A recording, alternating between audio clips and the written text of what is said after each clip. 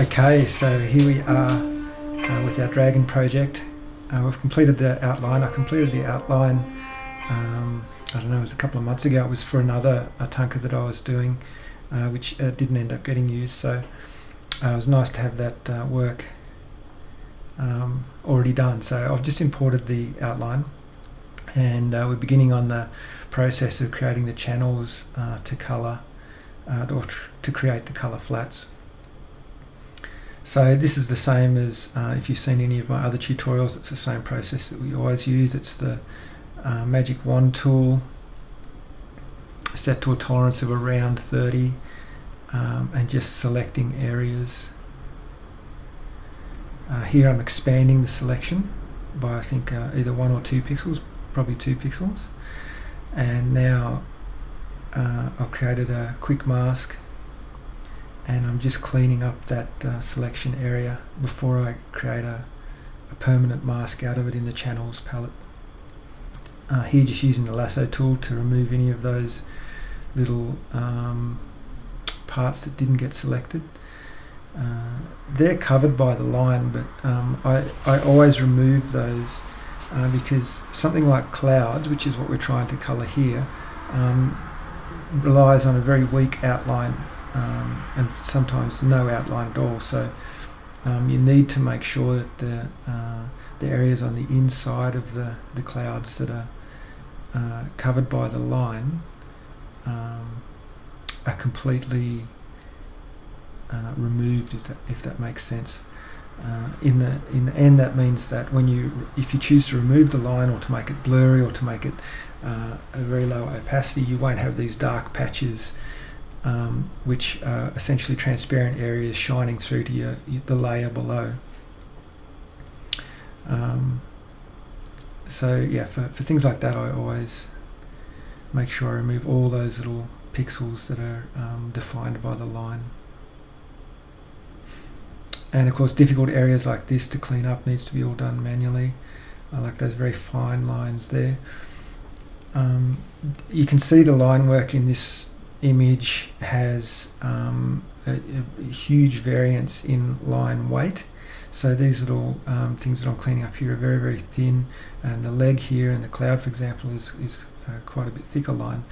And that was my mistake. I didn't pay attention to the line weight when I was creating the original document, and you'll see through this tutorial that it plagues me all the way to the very end. So you should have a consistent line weight.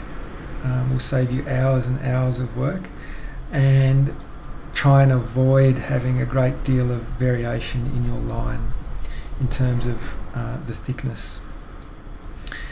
This was drawn, I believe, on my iPad Pro, and the iPad Pro has a beautiful, beautiful brush. I use Art Rage, and the inking setting in there is very dynamic. It goes from a very fine line to a thick line, and really beautiful. It's actually much better than the Wacom tablet, in my opinion. So you create this very beautiful lyrical line, and it creates problems all the way to the end. So you can see here it's very, very thin in some areas, and all those areas can't be picked up through an automatic selection tool like the magic wand. It does its best, but you have to run around and clean it up manually.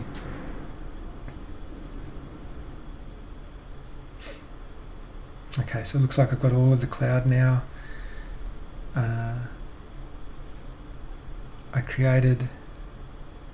Hopefully I'll create a channel. You saw me flipping across a document there because I wanted to pick up the color that it needs to match.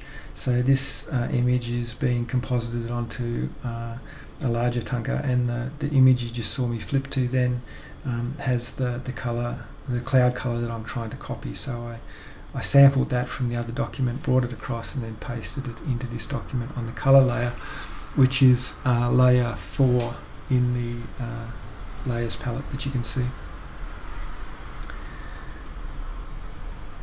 So now moving on to the I think what I'm going to call the skin layer, maybe.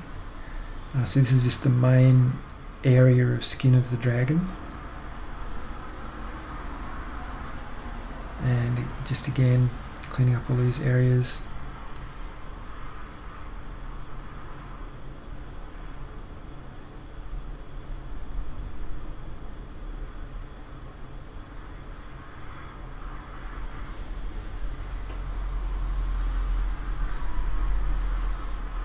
it really helps, if you know which areas are going to be problematic. So it's always the little pointy bits or where there's little bits of fine line or something like that. So you head straight for those. And you know that large curved sections with a consistent line weight will always be correct straight off. So it saves you a lot of time. You don't have to scan the entire document for these little errors and then manually correcting them with the quick mask method. You just have to head to the problem areas.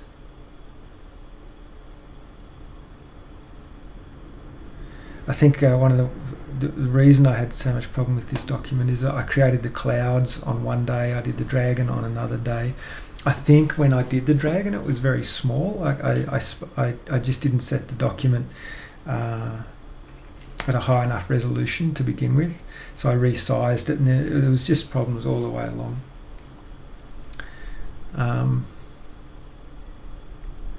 So yeah, again, best to follow good foundation practices all the way from the beginning, and spend a bit of time thinking about what you're doing before you put pen to tablet, so to speak. Okay, here, so just added that green layer. So the same layer 4. We've added green now. And we're skipping ahead a little bit here. Now working on looks like the palms, which will be pink. As you're creating the channels, you can see across to the left-hand side there in the channels palette, I've now got cloud, skin, flame, spine, and I'm now working on one which I'll call the palms. And you can create all your channels without colouring, but it helps to colour each channel or to fill each layer with a colour. It doesn't have to be the right colour. Because it helps you in your selection process. You kind of narrow things down as you go. It helps the Magic Wand tool to select up against opaque pixels rather than just transparency. So here I'm just adjusting the line. I wasn't happy with the way I'd drawn the fingers of the dragon there, so I just fixed those a little bit. Now making the fingernail a little bit larger, and just now adjusting any channels that relate to that correction that I've made. So that affected the skin layer. So I just changed that channel. Now selecting what I'm calling the belly. So this is like the little soft bit of skin on the belly, like a snake or a lizard. So you can see there, that's what I'm talking about with selecting up against opaque pixels. In the top left-hand side of this belly section, we actually selected up against the colour layer rather than the line layer. So that helps, particularly when you have something like the beard of the dragon, which needs to, you can see there all open where the beard is, that needs to select up against a pixel somehow. Otherwise you'll just put the Magic Wand tool in there, and because they're all open lines, you'll just select the entire document.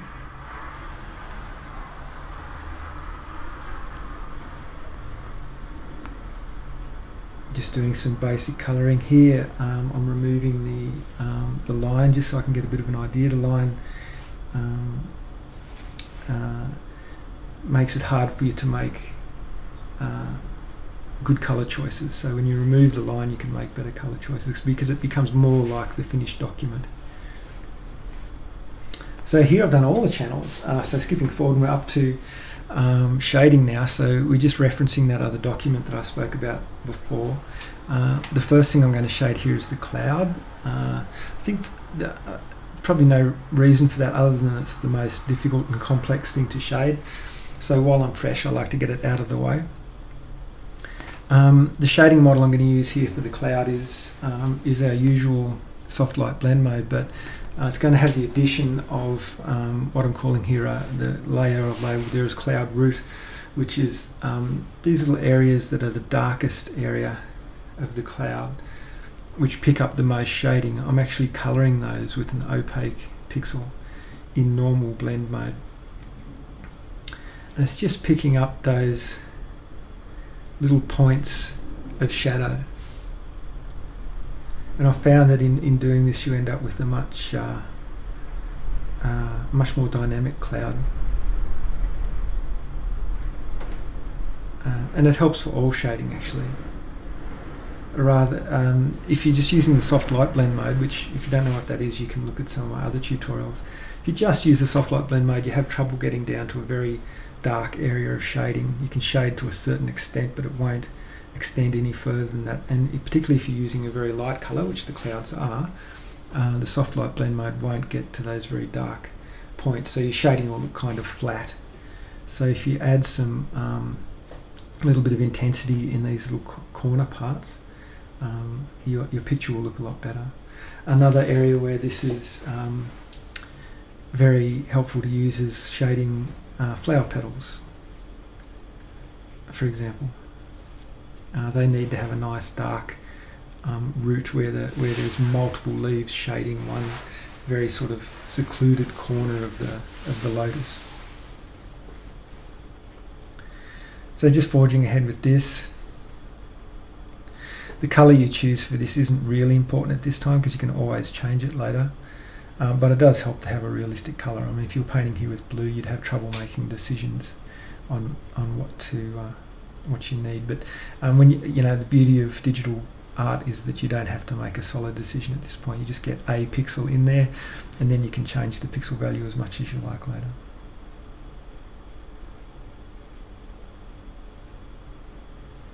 So the shading model I'm going for here is like a really fluffy cloud, like the kind of thing you'd like to eat, like a marshmallow or something like that. There are plenty of other models. There's like a rainbow shaded model. There's ones that has like a little, almost like a little filigree around the outside, usually of green or blue. Surrounding these clouds is going to be some rainbow effects, so I don't want to add too much colour to these clouds. They're really just a soft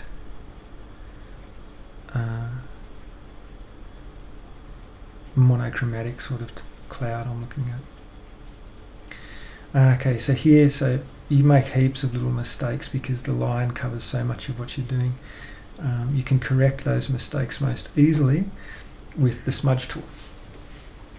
So you'll see in this particular tutorial I use the smudge tool quite a bit. Just pushes the pixels across where there's any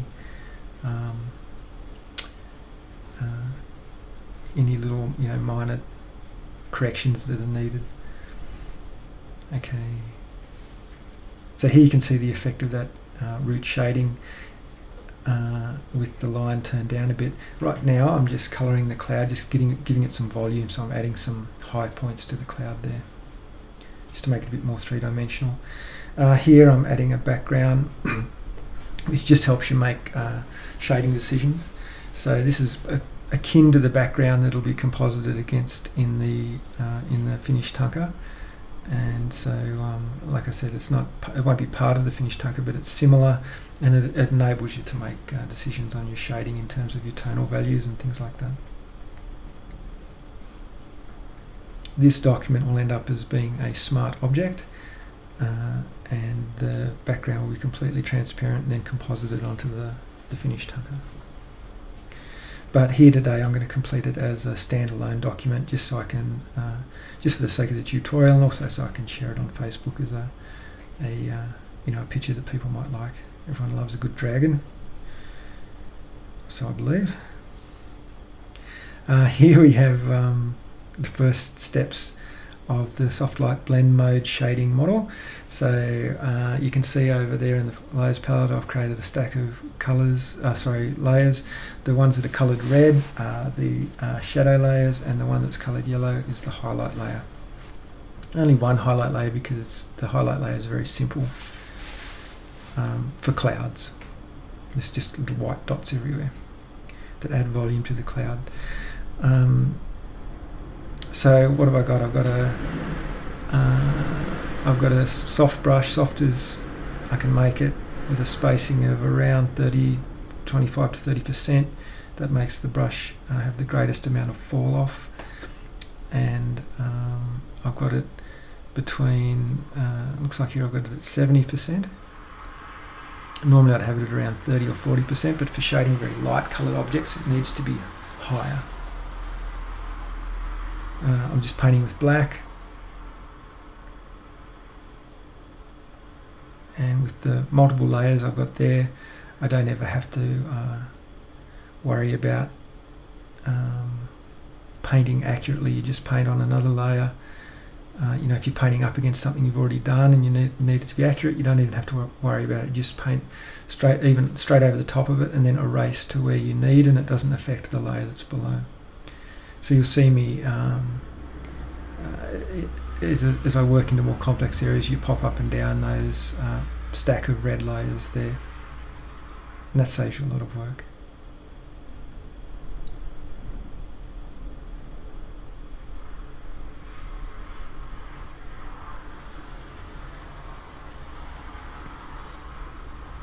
So the secret to shading cloud is just to make sure that each of those little folds in the cloud are isolated from one another. So you can see that's what I'm trying to achieve there.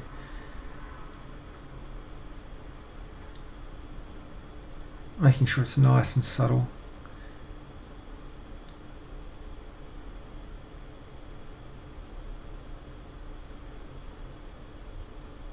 So you see there I just popped up a little layer just to avoid painting in an area that I didn't want to paint in.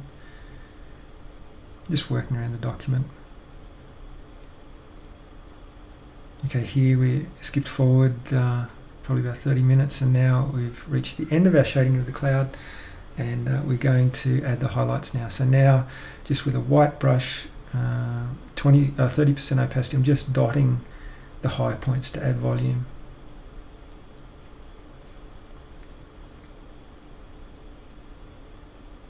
Here I've got the line layer turned way down, which helps you to make your decisions, which I've been speaking about.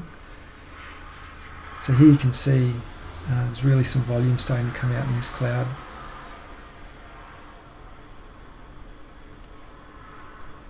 It's turning it on and off so you can see the difference. Also helps you to find any parts that you've missed. And now adding large areas of volume, so I've increased the size of the brush. And there we go. Now here, what I'm doing is I've copied the line just in case I make a mistake. So I'll put it down the bottom of the layers palette and turn it off. And now I'm blurring the outline, and that leads to this very soft appearance, is having a blurred outline. You don't want to have a blurred outline to start with because you won't be able to create the channels. But right at the end, when you're happy with it, just create it. Save your original one in case you need to go and rework the document. You're saving it by dropping it down to the bottom of the palette and turning it off. A copy of the line and then blurring it. Okay, here I'm doing scales.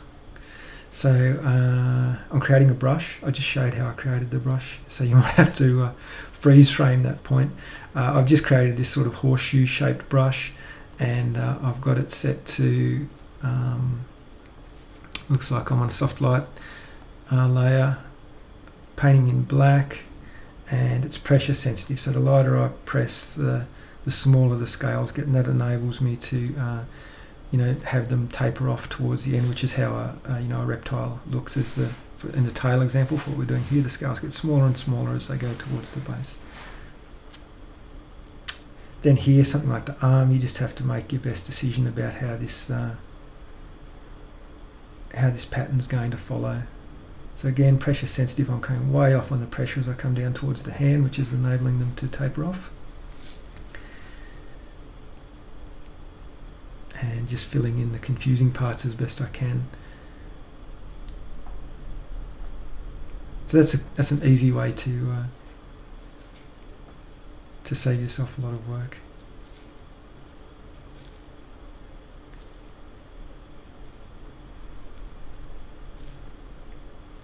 So we're starting to get there. Here I'm starting to shade the body. Same story, soft light blend mode. Black, 30% opacity. Just working out exactly how I want these areas in terms of their depth.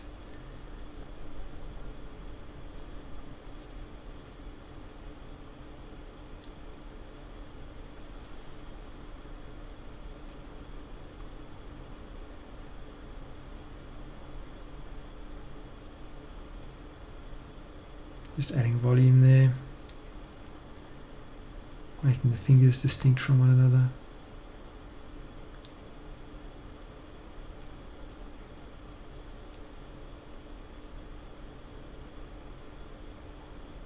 Some shape into that main section of the body.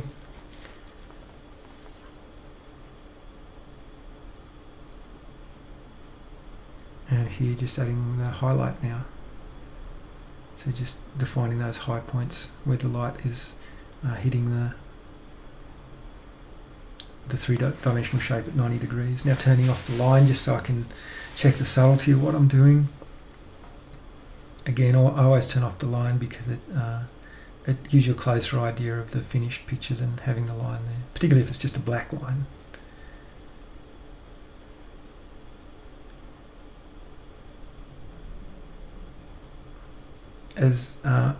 So here I'm just painting in some colour.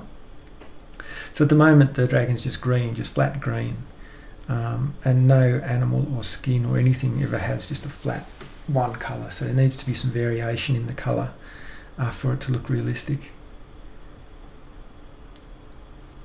So here I'm just painting in some cool tones, some blue, some warm tones, a little bit of orange, very low opacity, 10%, just to get some colour variation in the skin.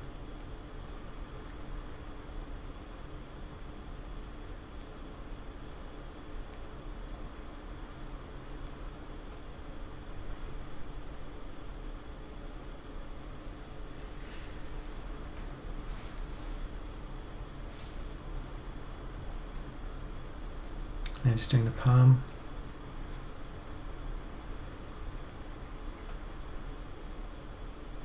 Needing to add a couple of layers here, so I just added 3 layers to help me work with the complexity of the palm there, the multiple layers of shading that need to be there.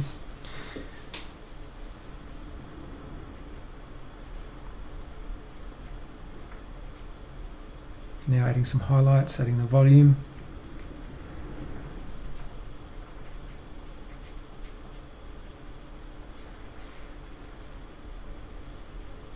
Okay, now working on the scales of the belly.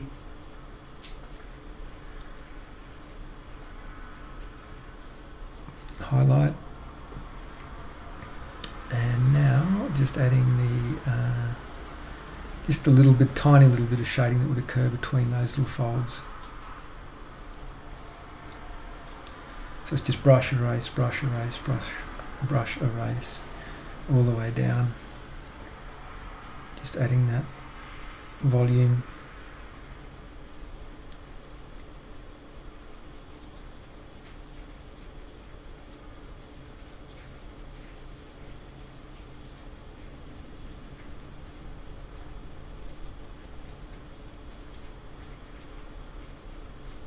Now looks like we're working on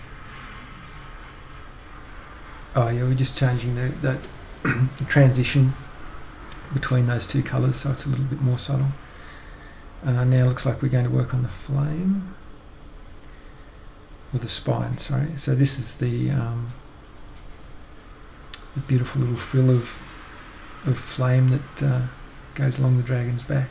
So here I didn't particularly want to shade this. I just wanted to change the colour really. So here I'm just experimenting with some things, none of which I like. And in the end, all I want to do is just have some little orange highlights to the top.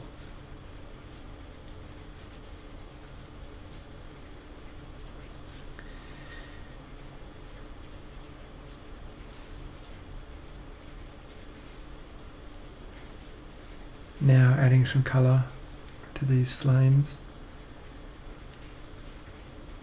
I mess around with shading these flames. In the end, I don't do it. Often these sort of flames that poke out from often you'd see it on the skull cup offering, for example. Often they look best when they're just a flat colour. It acts as like a nice counterpoint to all the shaded areas.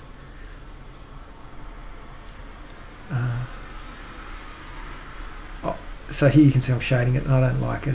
I think it's because I have trouble shading flame, might be part of the reason, but here I just like it to be flat. So there I just deleted all of that shading and just left them flat, just with the colour variation rather than a tonal variation. So here we just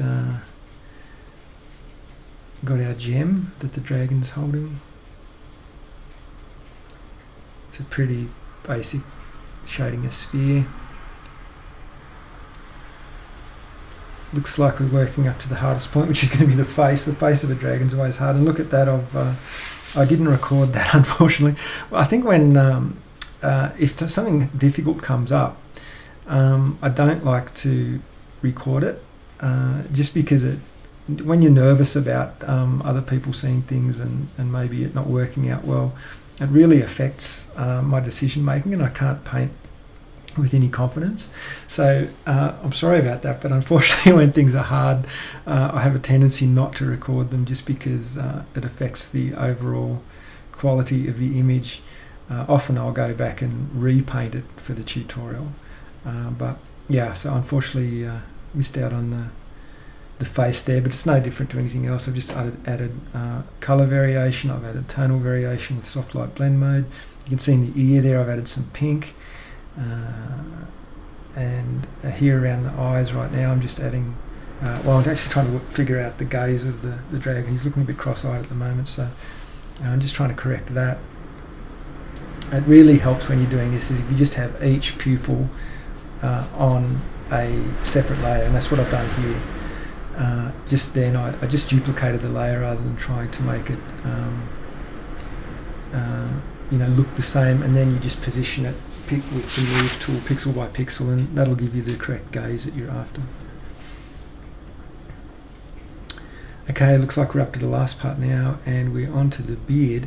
What I've done here is the beard, because it has to be transparent and wispy, it's on a layer at the top of the palette. It's not on the usual colour layer, and that enables me to blur or smudge it, which is what I'm doing here to create that sort of fall off of those fine hairs or whiskers. So you can see in the layers palette it's right up the top there, and here just using the smudge tool with different strengths between, I think I go from between 30 up to 70 or maybe even 80% strength, just to get the length of the smudge I'm after. And they're just working that beard so it's the way I like it. Here just correcting those inner parts which are kind of pixelated and yucky. So you can really see in the beard here the problems that are caused by that, by me being lazy with the line weight in the beginning. And you can see that white liner where the beard meets the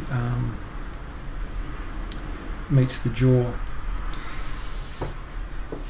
That's one of the biggest problems I faced from that, and in the end the only way I could really solve that was I just smudged the beard layer against the jaw to close it up, and you'll see that it's coming up soon. Here just working on the eyebrows, they're sort of a same deal, they're on a layer way up on the top of the palette. Here just checking our outline. So here you can see as we're progressing, like we don't need the outline at all. It's only if you look closely you feel like you missed the outline. Like here you can see, the outline needs to fill in some of those parts, but as it becomes more and more rendered, the outline becomes less and less important.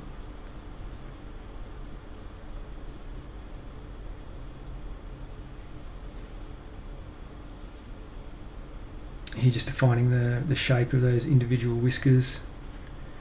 Just I've popped up a soft light blend mode layer, painting in black, just the usual story. And just working to define each of those little whiskers.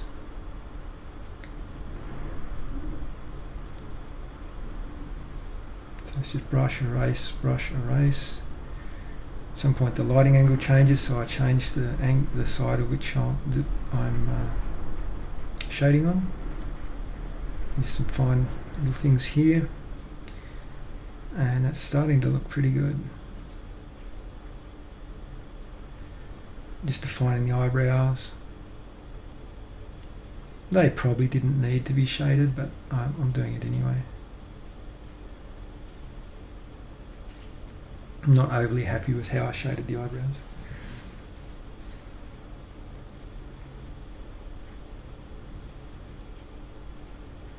You can see they're up against the belly of the dragon. You can see there's some like airbrushed effects. That wasn't recorded in the tutorial, but I just wanted to have the cloud fading against the skin in a couple of areas with some transparency. I tried just using a normal brush, and it turned out I really liked the spatter effect of the airbrush in the newer versions of Photoshop. So there I've just got that cloud blending a little bit into the skin in a misty kind of way in a couple of areas. You can also see it down the bottom there. Okay, so here's our line, the dreaded line. So it's the last thing always is to incorporate the line. The line needs to be added and coloured at this point. I could have got away without the line if I had have, again, as I've been saying, if I had have done it correctly in the first place, but I didn't, so here we have to add the line. So what I do is I just colorise the entire line according to the most predominant colour, so it just saves a little bit of work. So the majority of the colour of the line is going to be green, so I just shade it to the correct colour of green. And then I just go and make adjustments accordingly. So here, for example, the spine of the dragon is like this orange-red. So now I have the orange-red brush tool, and just with the transparency fixed on the layer or locked, just adding the correct colours for each of these little discrete sections. So you have to be careful where you draw up against a line that's a different colour. So that's what I'm doing there. Just zoom, do the majority of it with a big coarse brush, and then you have to zoom in and get subtle for those final parts.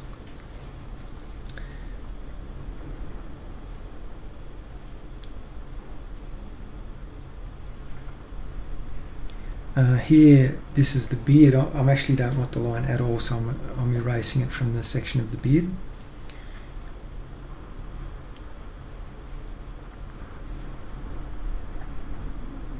And as I said, that leaves me with this kind of little bit of a pixelated problem, which, to be honest, you wouldn't see in the finished picture, because this dragon is only, maybe an inch and a half high in the final Thangka. So you'd never see any of this actually. It wouldn't print. It'd just be fixed up by the whatever process the printer uses to resolve those areas. But because I like to make everything into a discrete picture for people to look at and enjoy at close viewing, on the screen, then it needs to be correct.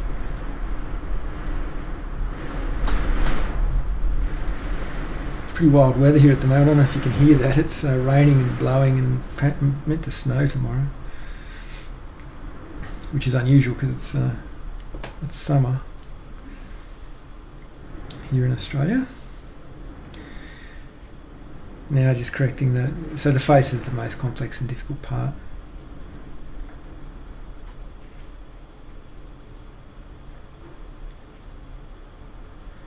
If you want to know more about colorizing lines, I think I did a Lotus tutorial, probably one of the first tutorial series I did, and I went into it at length in those tutorials, so you can go back to that and have a bit of a look. Okay, so that's sweet. It's looking pretty good at the moment. We're almost finished. I think the last thing we need to do is just resolve this beard issue, that white line that's occurring around between the jaw and the beard.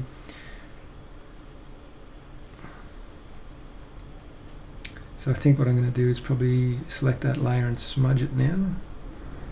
At the moment I'm trying to resolve it by painting underneath.